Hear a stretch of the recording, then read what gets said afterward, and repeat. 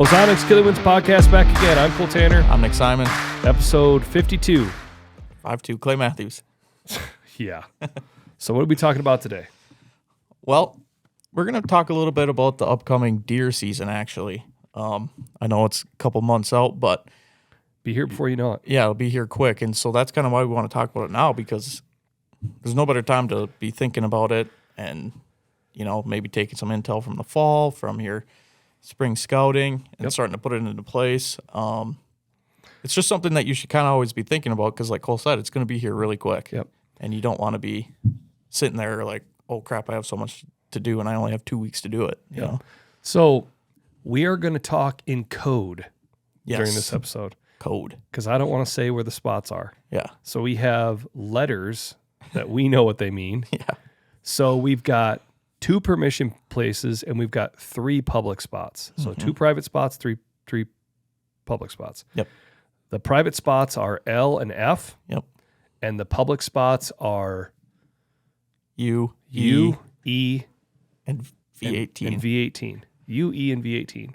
So, you know, we're into the month of April now. It's going to be May here shortly. For a lot of people, March and April is a great time to do a lot of trimming and stuff like that. The thing for me is I don't really have to worry about that as much. I've hunted L and F, the private pieces, for a few years, and I've got them pretty dialed in. Yep. You know, that doesn't mean that I don't go out the first time and take a extender saw with me or a couple weeks before and just go trim a couple spots. Clear some things up. Yep. But even then, I usually just try to go in there and hunt it and then go, oh, hey, I just need to cut this branch, cut that branch. It doesn't really grow up a ton year to year. It grows up a little bit, but not terrible. It's not like where I'm out there like, okay, we're setting all these new spots and cutting lanes. Yeah. And the thing about the public spots is you can't do that. Yeah. You can't cut. So you can't even put stands up until a week before season. So. Right. You can't put stands up until 7 days before. So, and that's the thing. So it's interesting. We had this conversation the other day. I've got kind of a pile of stands in my garage right now that we had to take down because you have to have them. You can't have them on until 7 days before, and you have to have them off 7 days after. Yeah. Which the whole 7 days after thing, that really stinks because it's such a cold time of year. Oh, man. That day we did that was we could play that. We could play that video walking out there. It was just really cold. And then you're up in the air 15, 20 feet. Yeah. Your hands are cold. Windy. It's funny. That's honestly the most... Taking stands down in the winter is the most nerve-wracking thing. Oh, yeah. And the argument would be, well, why didn't you just take them down before? Well, part of it, we were hunting it late. Yeah, yeah. You know what I mean? We hunted it late. Yeah. And so, and it's a great spot where does are walking by. You know what I mean? But yeah, so right now, you know, I think the thing that we're kind of in the middle of is inventorying what we have for stands and what we have for trail cameras. Yeah. And I think for me, I've got plenty of stands, but I think for you, you're kind of sitting there going, geez, do I have enough stands? Do I buy some stands? Do I buy cameras? Yeah. If I were you, I think that if you're going to buy anything, I think you need to buy some stands. Yeah, exactly. You got plenty of cameras. How many cameras do you have now? 7. You got 7. I've got 5. Yeah. And we kind of divide and conquer on a lot of this stuff. So now we're sitting here going, okay, you know, we've got all of our stuff off the public spots. We know what we have on the private spots. Let's kind of do an inventory of how many stands we have available. So then we can start to decide, okay, well, how many places do we want to try to put stuff? Yeah. So we started making a list, and we figured out that we have 11 stands available. We've got the Combine Road stand on L. You have your own stand you just have. Yeah. The Thermal Hub stand on L that we call it. The stand that my brother-in-law Justin borrowed. The other stand that was out at E. We had the stand at V18, that's 6. We had a stand at Oh, shoot. Should I just bleep it out? I knew that was going to happen. It'd be funny to just bleep it out. You're going to have to bleep out my mouth. They're going to know what I said. Somebody can read lips. I don't. There's lip readers. There's lip readers out there. That's why in the NFL, dude. That's why I go like this. I go like this. I don't want to see the play. We should have just done the whole thing like that. Oh. Okay. All right. So we're just gonna go with it. You're just gonna have to bleep that out. I'll bleep it out and put a thing over here. Okay. So I already lost count of what we were at. So then we have the one at U, and then we have 2 stands at L. That's a double set. Yep. And then I have a single ladder stand in my garage, and you have a single ladder and in Wisconsin. In Wisconsin, yeah. So what that adds up to is 11 stands available. Yeah.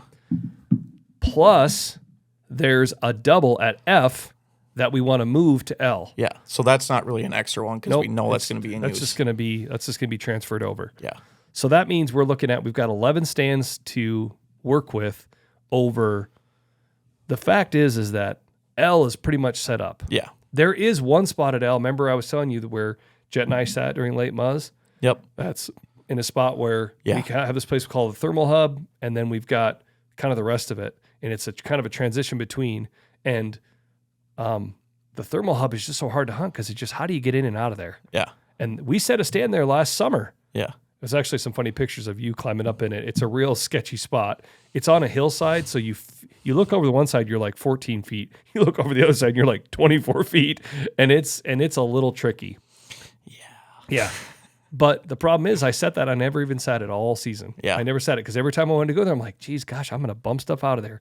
And it's not that I don't believe in the ozonics, but the fact of the matter is like, you can get in there, you could try to get in there on the right wind, but guess what? They're going to see you, they're going to hear you, and they're going to run out the other end. It's not the wind that we're worried about. It's just the fact that they're in there. Yes, Like, it's not the wind. It's just. And it is a thermal hub, and the fact that it's a ravine where there's basically 1, 2, 3 ravines that come together in this little bottom. Yeah. And it's not a coincidence that they're there. Yeah, exactly. I kind of feel like what we've kind of decided is the better thing to do is just kind of really what I've done before now is I've really hunted right on the edge of it. Yeah, exactly. You know what I mean? Yeah. Right on the south edge of it. When I have a north wind, you can sneak in from the south, right on the edge of it, rather than get all the way down to the bottom of it. So we have stands available. Moral of the story, we've got 11 to work with. Yep. 11 to work with. And again, the private spots, L and F are pretty set up. Yeah. But it's V18, U, and E that we really got to talk about with the public spots. Yeah. So I think let's just start ticking them off here. I think I got a pen. Let me get my pen out. Okay. It's a pen. Little scriber. So,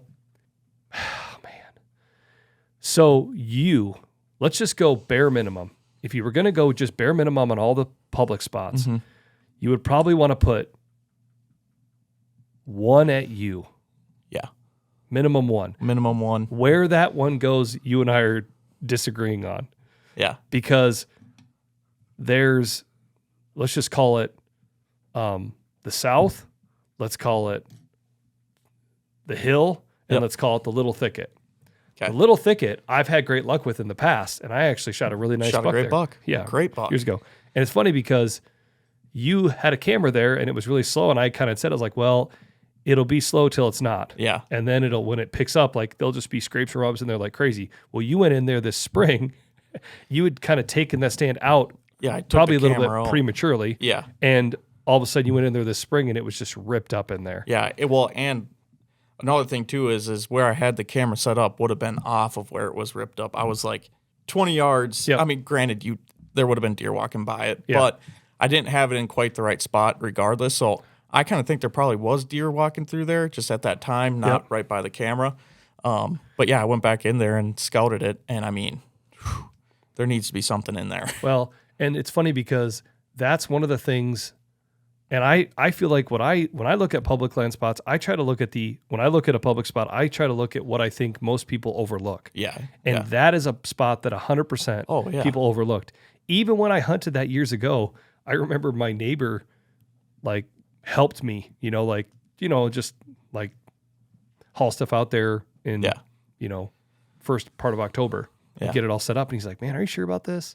I'm like, yeah, dude. Like, I'm telling you, when you're in, like whether you're in a big hardwood, spot, or if you're hunting more fragmented, like what we hunt in north central Iowa, if you're hunting fragmented, if there's trees, like those deer are going to make their way to it. Yeah. Don't matter how many. Exactly. Trees, it's almost like a way that they kind of communicate. You know what I mean?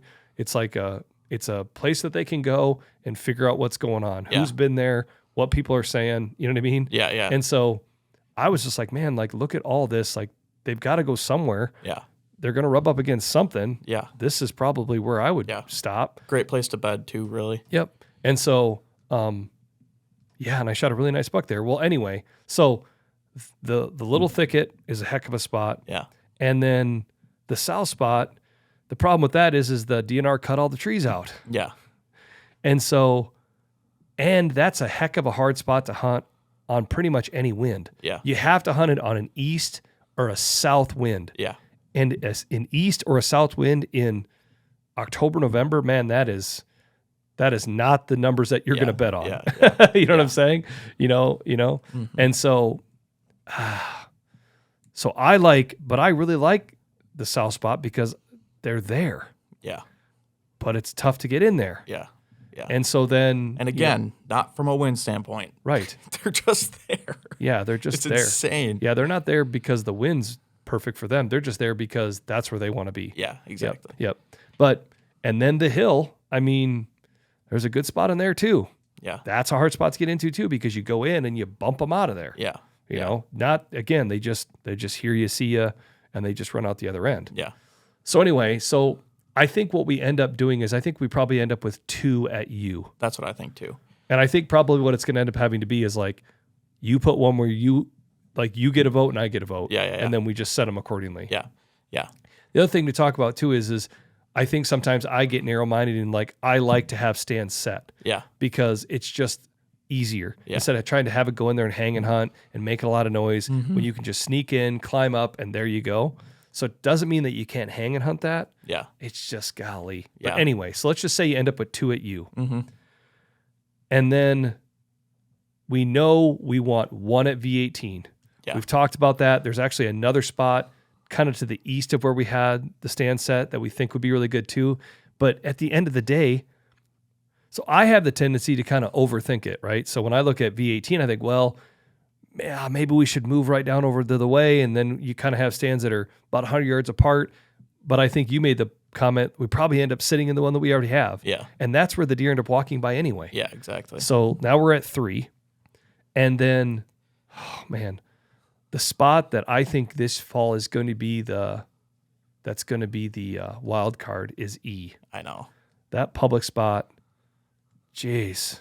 And like you said, it was funny because this E spot really came about kind of because of V18. Yeah. Because I was talking to my brother-in-law, Justin. We started talking about this V18 spot. And I'm like, dude, I'm telling you, again, very overlooked. We've done a podcast on that spot. Yeah. Super overlooked. And we put cameras in there, and there was like 3 studs in there. 3 really good bucks. Really good ones that would have been tickled pink to shoot. Yeah. Had a really great opportunity on one that almost came together. I mean, that was a stud. Yeah. And then there come to find out there was 2 other bucks that were probably older Yeah. than that buck. Yeah. It's like, jeez.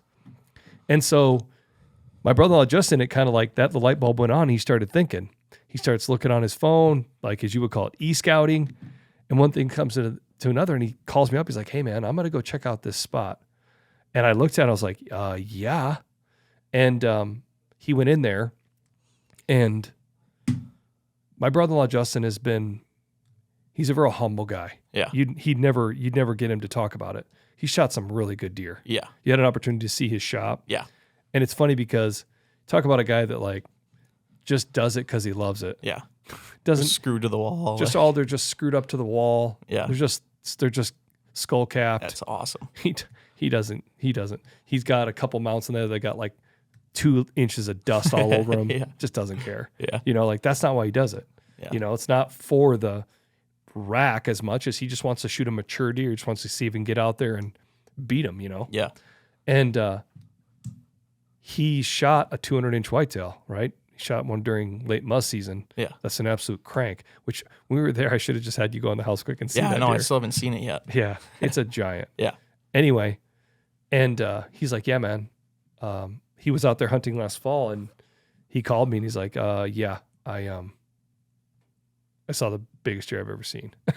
You know, he's like, it's a really, really big deer. It's like, that's like a once in a lifetime type deer, you know? Yeah. And on a piece of public ground, Yeah. you know? And so, I hunted it late, the later half of November, sat on a real crummy day. Yeah. I did an all day sit on a real windy that turned into rain, snow mix. Yeah. Yiska. I sat all day. I think it was like 20 degrees. Yeah, it was really bad. Yeah, it was super cold. And Justin sat till kind of mid-morning, then he had to leave, and then I just gritted my teeth. Yeah. And not the right deer came out. Yeah. But anyway, so we probably want to put at least 2 stands there. Mm-hmm. So that's 5. Yeah. So we really have extra stands. Oh, yeah, definitely.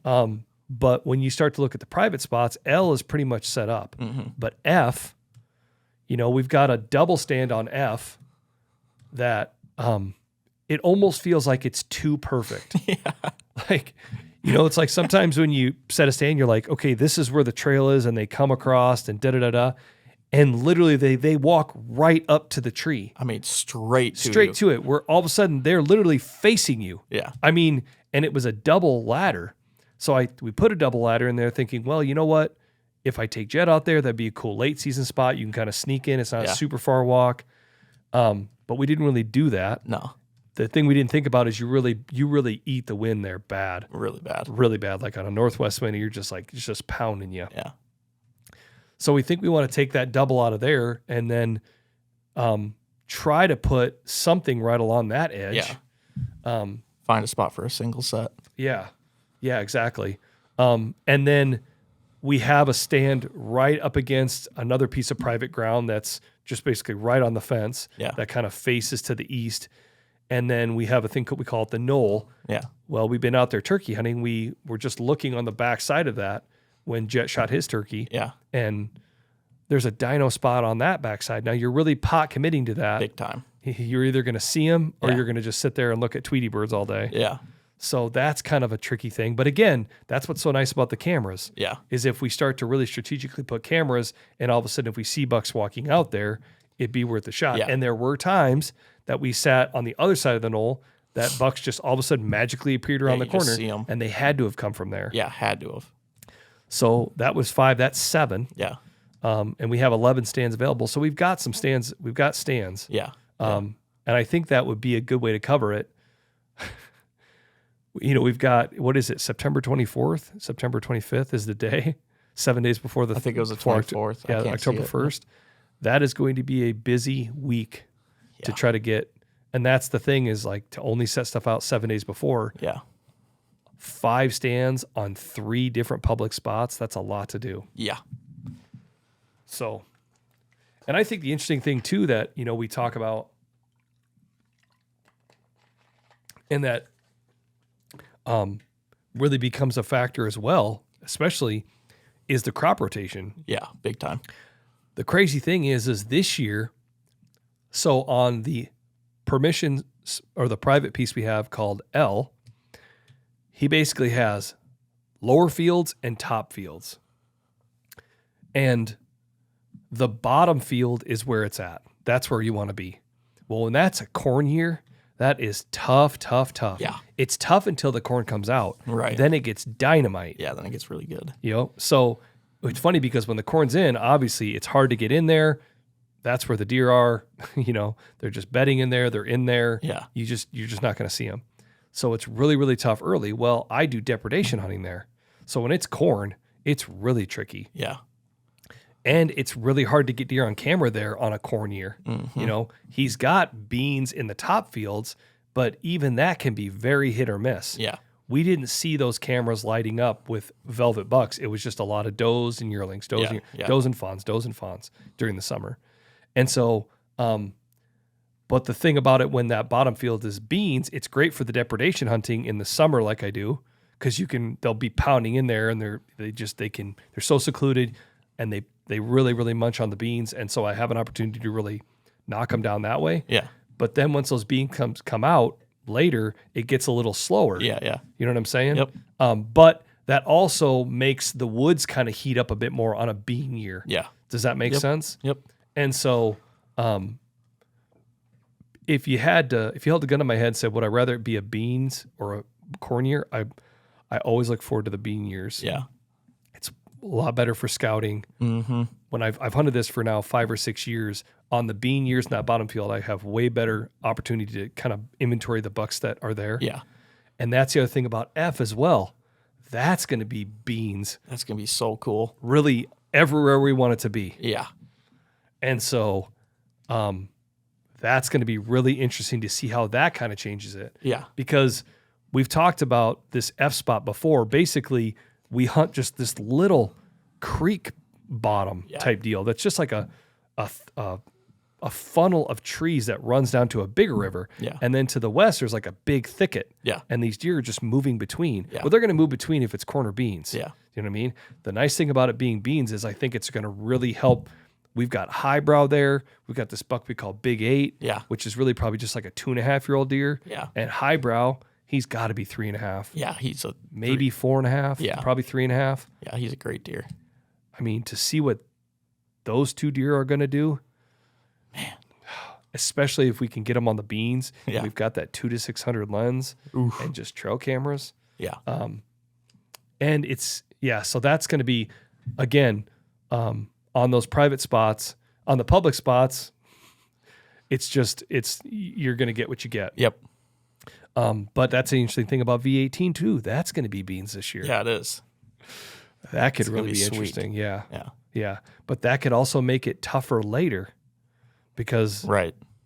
they obviously piled into that field last year when it was corn, Yeah. kind of like into October to November. Yeah, once they first picked it, that was a pretty good spot. Oh, man. There was a lot of deer. And it was funny, too, because where the camera is kind of off the corn, didn't see too many. The cameras, they would light up every once in a while, but like then you'd go hunt it and you'd see like 10, 12 deer out there. Yeah. They were just going right out into the corn, Yes, exactly. They were kind of skirting it. Yeah. So could that make the camera better? Because do they just end up just kind of working back the way you kind of think they would? Right. Right. Does that make sense? Yep. So, but so this year for us is really kind of like the emphasis will be on the beans. Yeah. Because that's just the way it works out. Yeah, exactly. Obviously guys are trying to rotate. Yeah. And so it's an every other year deal. Yeah, exactly. And so, it's going to be interesting. Yeah. Yeah, it's been really cool too. This is the first year that I've ran cameras at the spring, and that Big 8 that Cole was just talking about, we actually had him on a completely different spot. Yeah. Like in early March. And that's the same buck that he did that in the fall. No, that was the 10. Oh, it was? Yeah, that was the Big 10. Yeah, so we've got this L and F spot, both private spots, and they're, if you were a crow's fly away, what, 1.5 miles? Yeah, probably. Yeah. And it's funny because all on this river bottom, you can tell that when you look at it from a drone or you start looking at it on Google Maps or Onyx, you can tell that everybody along there has got it set up for whitetails. Yeah, There's a lot of guys that have got cut out or real specific tree lines. Yep. Or, a cornfield with a buffer strip and then a thicket that they've cut out the middle and then there's a food plot in the middle. Yeah. It's very specific. You look at it and you're like, yep, guys that are leaving corn in all year are leaving it in all winter, over here, over here, over here. There's just a lot. Yeah. And you look at it and you go, and they're obviously trying, and more power to them. Yeah. They're trying to, raise quality deer. Yeah. But I think the thing that if you had everybody in a room and there was everybody signed NDAs and go, okay, let's put trail cam photos on the table, I think there would be a lot of jaws dropping because they go, wait a second, what?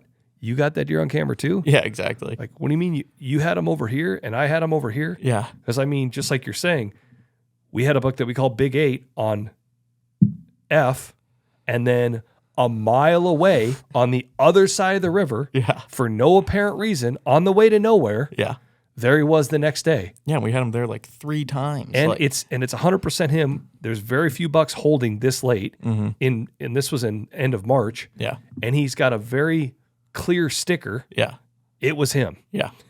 It was him. Yeah. When you told me, I'm like, it can't be. And you're like, no, dude, that's him. And it was 100% him. Yeah.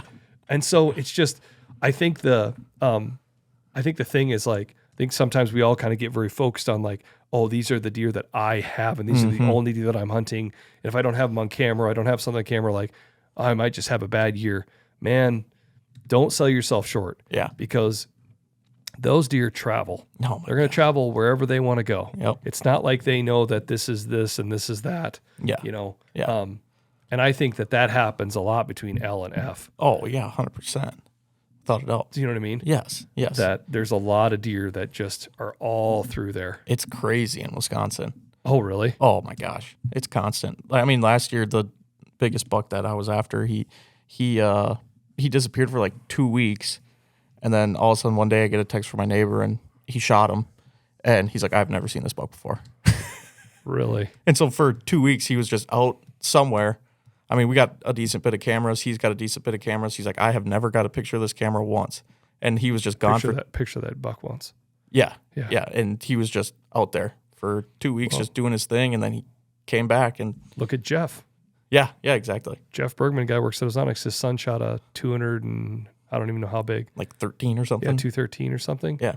They'd never gotten that buck on camera. All of a sudden, one night, boom, there he was. Yeah. Cutty back link system, and boom, there he was. Yeah. And so they go in there the next day and they kill that buck. Yeah. Well, here come find out, it was living on the neighbors. It just so happened. I had a buck years ago when I was in my early mid 20s.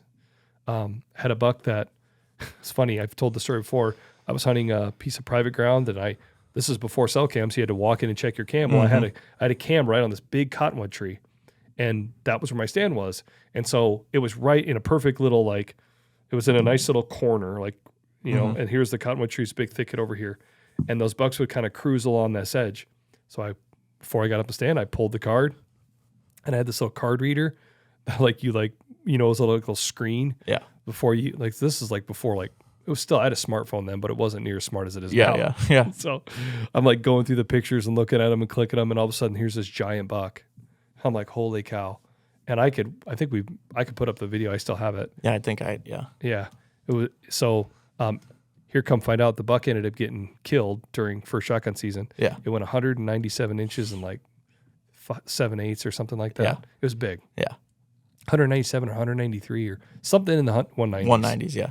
Well, here come find out, a farmer 2-3 miles straight to the west. Oh yeah, I had that buck on camera. I saw him. He was in my driveway all summer long. I would see him around, and then just got to the rut and started following a doe. Yeah, exactly. Here's where I'm going to go. Yep. And he ended up over here. So you just never know. Yeah, and it's funny too because to see that buck, the big 8, on a different piece. If that was November or whatever, Yeah. be like, yeah, but I mean, he's just doing his thing. But it's really interesting to see it this time of year, kind Yeah. of. But Well, and the other thing I'll say too, we talk about trail cams. Zach Rinn razzing us about keeping our trail cams out in the spring for turkey hunting. yeah, On L just the other night, and actually Jetty saw this picture. He's like, "Hey, look!" yeah, And it was a buck, and he's probably nubbed up an inch, 2 inches above his head already. yeah, And and they're good bases, Yeah. right? I Oh, mean, yeah. they're big. They look big. yep, And his left ear is all chewed up. He's got these little notches in it, where I don't know what happened, got in a fight, yeah, hit a fence, right, something, got bit by something, but he's got these real apparent notches, almost look like, when if you're from Iowa, this, back in the day, you would notch pigs' ears. Yeah. You'd notch them, Yep. and you'd see boars that have all these notches in their ears, and it meant something, right?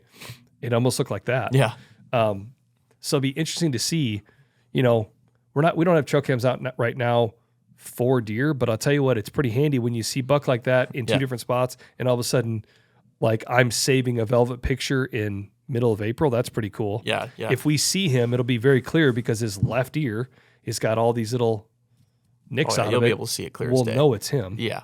So it'd be really interesting to see what he turns into and if he shows up on camera more. Oh yeah, definitely.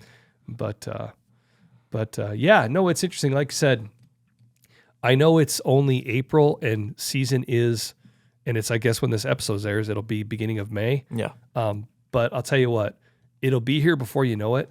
And again, the idea behind this podcast is this is just kind of some of the stuff that we're thinking about all the time. Yeah. I mean, I think hunting season, it isn't 365 days a year, but it really feels like it is. Yeah. Because you don't want to all of a sudden get into September, October and go, oh crap, what do I need to do? Yeah. What do I need to move around? Yeah. And that's, I think, the thing that's nice is, especially on the private spots, if we're going to take that double down and we're going to move it over here, it's a great time of year to do it. Yeah, you can do it right now. Drive out in the fields. You can catch it when it's dry enough. You can just drive your truck right to where you need to go. Yeah. If the farmer will let you, you know what I mean? And get some stuff moved around. And then, like I said, we know on the private or on the public stuff, like it just is what it is. Yeah. We can't have stuff out there. Yeah. So you just have to try to put yourself in the best position. And that's what we've done. I know you've looked at them and I've looked at them too here even recently with that E-spot is just the LiDAR maps. Yeah. Those LiDAR maps. And again, you put some boots on the ground, you did some shed hunting out there. Yep. And just saw some unbelievable scrape lines, which by no coincidence completely line up exactly where the LiDAR map would say I would try to go here. Yeah. You know? And so yeah, it was really tore up. yeah. It was really cool. I'll tell you what, I think the next thing that we're going to have to start, I think, again, knowing that we've got enough stands, and again, we're not hunting out of like Novik stands on every one of these spots. Some of these stands are like older stands that I've had, but they work. Yeah. And they've got good cables and we use lifelines and are, tied in and stuff. So feel pretty safe up there. But knowing that we've got the stands, the next thing to try to figure out is where we're going to put cameras. Yeah, I know. Jeez. Yeah. That's always a tricky thing because I feel like you kind of, the spots in the summer, good chance is going to be different in the fall. So it's kind of hard to, really pinpoint it, especially on the public spots. Because a lot of these public spots, I mean, some of them have ag fields and stuff and beans that you can put it over and it's a good spot for inventory, but a lot of them don't. So you're putting them in the woods and in the timber and stuff like that. So it can be a little bit more tricky. Yeah, because you and E don't have good places that you're going to get good summer photos. Yeah. And that's the thing about public land as well is we're not putting out mineral like trophy rock. Yeah. You know what I mean?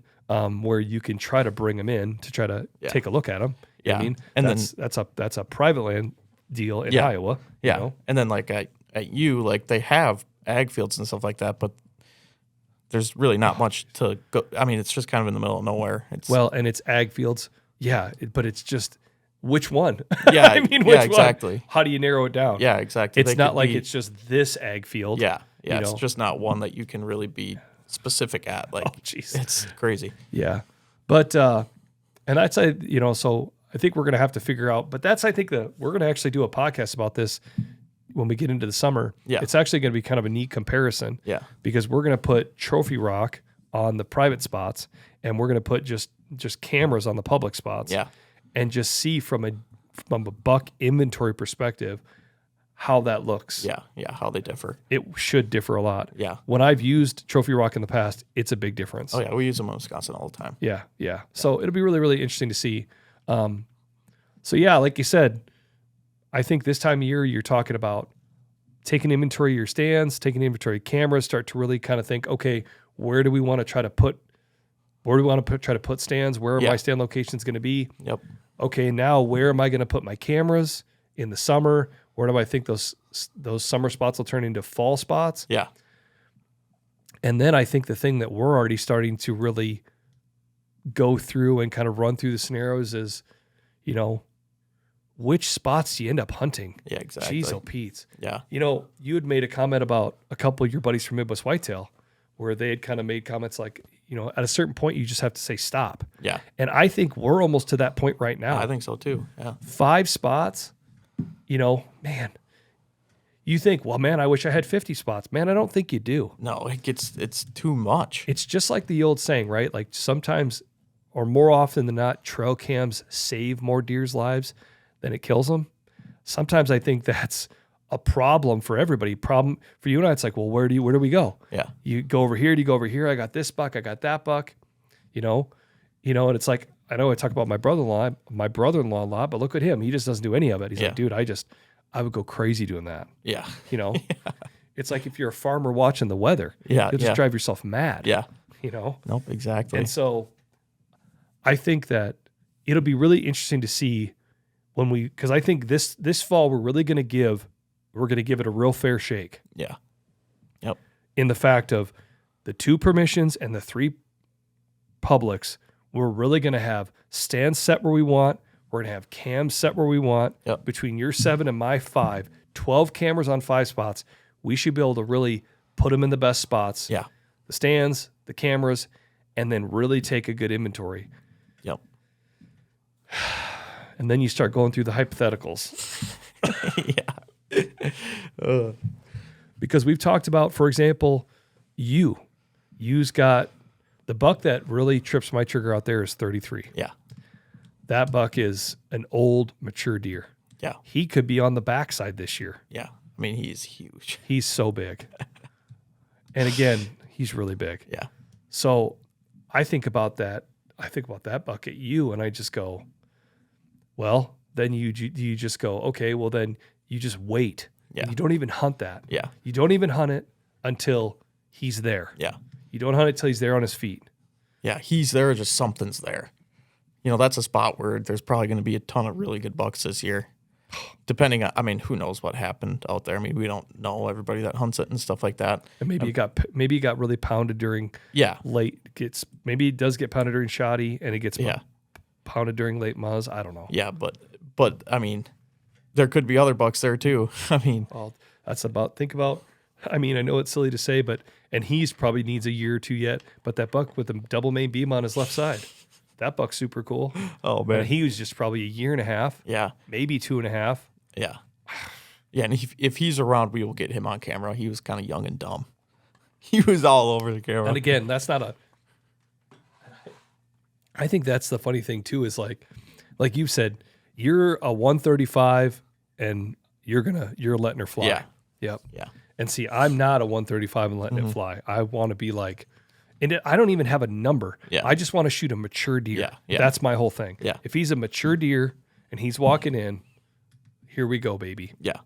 You know, and or if we're trying to film and we have just really cool opportunity. Yeah. Like good footage. Yep. Like the day that guy walked down that field, and I looked at you and you're looking at me, and I'm like, we're doing it. Yeah. Because I'm like, this is so perfect. Yeah. And the wind was a little sketchy. Yeah. And I was like, if he walks in here and we shoot him directly downwind, like we're doing this. Yeah. And he wasn't a 160-inch deer. No. 145-inch deer. Yeah, probably around there. You know, but like, so for me, it's not really about a number. It's just about a mature deer. But so that's where I think for me, it's a little bit easier because I'm like, okay, I'm going to put some time in at E because I know there's a giant out there. Yeah. I'm going to put some time in at U when it's the right time. Yeah. And then we'll see what L and F, the private spots. Yeah. Let's see what that cultivates. Yeah, exactly. Because there's not really, F, man, highbrow on F. Woo. Big 8 will be tough to pass too, I think. See, the big 8 for you would be really tough to pass. Oh yeah, for sure. See, for me, I I would feel have like, shot him this year. Yeah, I know. And that's where I'm saying, that's where I think that you're going to have a harder time. Especially, I just... Because like, it's almost like if we were in a candy store, I only liked a certain type of chocolate. You just like candy. Yeah, that is you know true. what I mean? Like you walk in, you're like, I don't know which one I want. yeah, that is true. I'm excited. I think the thing that's going to strike up the most difficulty is E. Because, I mean, if your brother-in-law goes out there one time, sees that, we have no cameras out there, what do you think is running around out there? I mean, how many times did he hunt it? 4 or 5 times maybe? Yeah, he just hunted. And dude, that's the funny thing is he hunted it just a little bit. Yeah. And that was funny. It was like we talked about, it was kind of that spark of like, you know what? I'm going to try to find it on like a kind of overlooked spot. Yeah. And then starts like, and then finds it and looks at it and hunts there. And he obviously didn't even kind of end up where he thought he was going to end up at first. Yeah. And when I went in there, I'm like, okay, yeah, there's deer here, you know? Yeah. And then sees this just absolute mega giant. Yeah. So it's like given the amount of time put in there, and then now this year we're gonna have cameras out there, like, man, it could be wild. Yep. Jurassic Park. Yep. It could be really crazy. Yeah, I know, dude. And that's the thing. Like, I know. Believe me, and then again, all these are good problems. There's some good bucks at V18 too. Yeah, I know. And you know what? That's the other thing about V18. We have not done that place justice because we're only setting cameras on like one spot. Yeah. And there's spots all around that marsh. I had that on top of my list to go do that, and I haven't done it yet. I know you haven't. And if you don't go here in the next like week, guess what? It's going to be all green. Yeah, it's going to be jungle forest. I got to get out there. I might go tonight. I'm telling you, dude.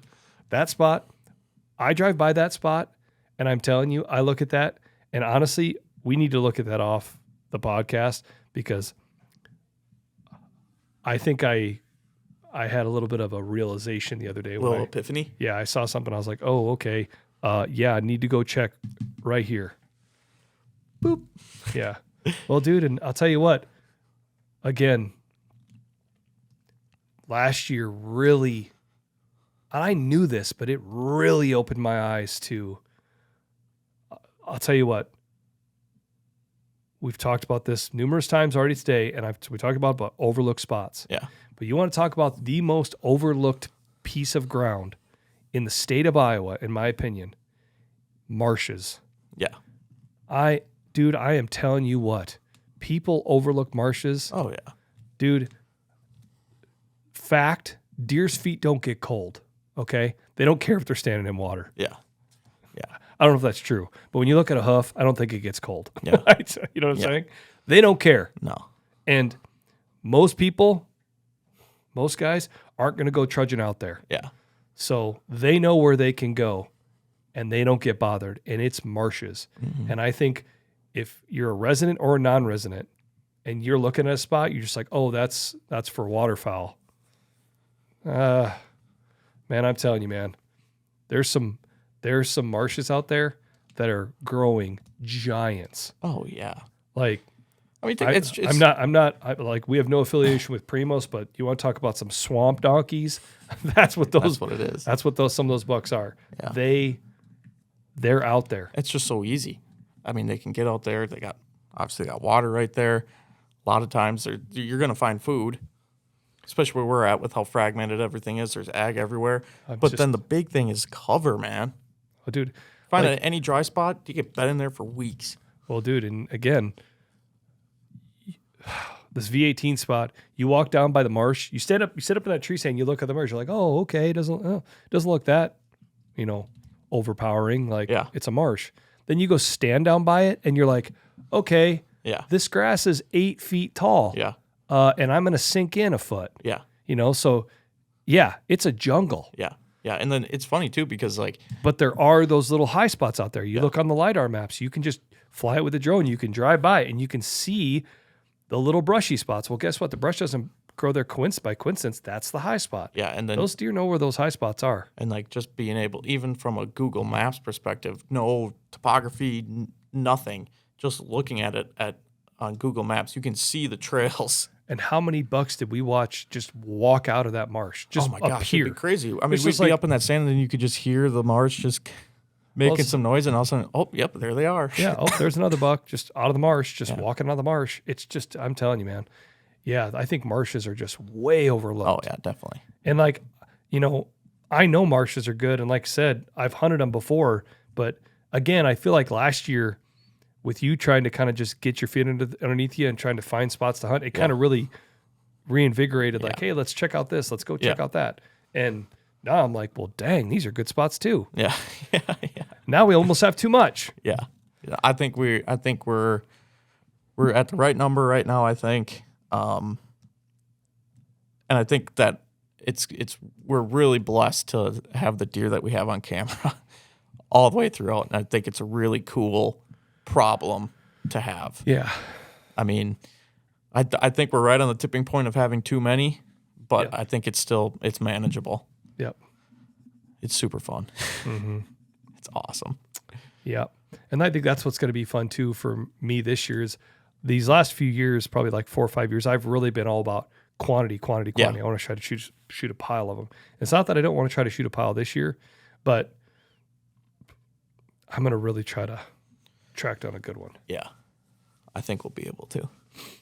Yeah, it should be fun. I can't wait. Yeah. I know it's dead center and turkey season, but I can feel my brain already starting to change gears. Yeah. A little bit. Yeah. So, but no, yeah, I know that this podcast probably kind of sounded like me and Cole just talking, but I think the reason we wanted to do it is just to get our listeners in the same mindset, because it is so huge to get this stuff done early and before the season gets here. Because, when it comes September, it's really nice to be able to just worry about just going out and shooting your bow rather than, oh my gosh, I need to go set this stand. I need to go set this camera. I don't even know what deer is there. Is this even going to be worth it? It's like you have all year to do all that extra stuff. Just take the time to go do it. Well, and like I said, I think too, like sometimes at work, like at Ozonics, right? Like we work in spreadsheets. Yeah. We're, obviously we're selling products and we're and there's money coming in, money going out. We've got bills to pay and this and that. And I always joke about that with some of the Excel spreadsheets, some of the things that we report and we look at. The more I look at it, the more clear it becomes. Yeah. Does that make sense? I think for some people maybe it's the opposite, but for me, I feel like the more time I spend looking at it, the more I understand it. Yeah. And I think that's the same way with this hunting stuff. Yeah. And with these spots and with cameras and tree stands. I think the more time we kind of spend looking at it, I think that it just kind of makes it a little bit clearer. Does that make sense? Yeah. You recognize like, oh, hey, what about this? Yeah. And I think there is the devil's advocate. Sometimes you can get too close to it. But I think that's what's nice about having two people is you can kind of bounce ideas off each other. And I think that's the thing too is you and I, we kind of have different perspectives on how we would do things. Yeah. And I think that we find kind of a happy medium. Yeah, without a doubt. Yep. But yeah, like you said, it is only May, but before you know it, these bucks are going to be full velvet walking around, and then it's going to be July, and then it's going to be September, and then it's here. Yeah. And so, yeah. Get after it, folks. Yep. Let this be your motivation. Yeah. Listen, I'm going to completely murder the quote, but I saw a pretty motivational thing from Tom Brady yesterday. He said, "Listen, you want to go fishing? You want to catch a fish? You got to fish, man. You got to get out there. Fish aren't going to jump in the boat. Yeah. You got to go fish. Yeah. You want some fish? Go catch some fish. Yeah. You got to catch them." I was like, "That's right. Got to go catch them, baby." You want to go kill a big buck? You got to go hunt. Hey, you want to kill a big buck? You got to start planning ahead. Yeah. You can't just like, you got to go hunt. You can't be lazy Susan in there. Okay? You got to go hunt, but it's not just going and just setting up a tree and just sitting there and hoping. No. Nope, but yeah. Again, got to say this every episode. Moral of the story, start thinking about it. Yep. Dude, don't wait. Got to start. You got to get in that mindset. Listen. Yeah. I'm not a procrastinator. Let's be ahead of the game. Yeah. Because I do think that, and I know we're beating the dead horse here, but I think that all this stuff starts to add up. Mm-hmm. You know what I'm saying? You're trying to put things as much as you can in your favor. Yeah. Same thing as scent control, right? You hear me talk about this when we do seminars and we're at the shows. Scent control for a lot of people is like all these building blocks that you try to stack up to get over this hurdle of success. And I think that when it comes to the preseason, everything that you can do to stack this stuff in your favor, you're better off doing. Yeah. And I think that going through your inventory of your stands, going through inventory of what you've got for cameras, where are you going to put stuff? Do you have stuff set where you want? Should I go trim out this? Should I go check out that? Should I be spending some time on Onyx for this? Looking at this, should I go put some boots on the ground over here? Yeah. Should I go fly a drone and go check this out? Yeah. What can you do in the off season to prepare yourself? Right. Yeah. It's no different than just any other sport. Yeah. You practice and then you play. Yeah. And if you don't practice right, you're not going to play right either. Practice like you play. Hey. Tuesday. Yeah, it is Tuesday today. Hey, what's up, brother? Oh, jeez. What's up, brother? Check. Tuesday. And I love that. That just makes me laugh every time. Hey, let's just wrap it up, okay? Moral of the story, get out there, do some preseason scouting. Don't let it get away from you. All right, that's it. Moral of the story, get out there. Yep, that easy. Hey. See you next week. Hey, listen, the orange isn't going to squeeze itself, okay? You want to make orange juice, you got to squeeze the lemon, all right? Exactly. Make it happen is what we're trying to say. More of the story. See you next week. Thanks for listening. Stay classy.